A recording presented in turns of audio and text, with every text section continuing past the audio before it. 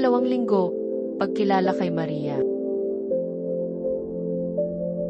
Ang ikalawang linggo ay kanilang ilalaan sa pagkakamit ng kaalaman hinggil sa mahal na Birhen. Kailangan makipag-isa tayo kay Jesus sa pamamagitan ni Maria. Ito ang pinakabuod ng ating pamimintuho. March 9, 2025 Linggo. Kumustahin ang isang dating kasapi o isang may sakit o may edad. Sikhaping makita si Maria sa ating kasamahan o kinakausap.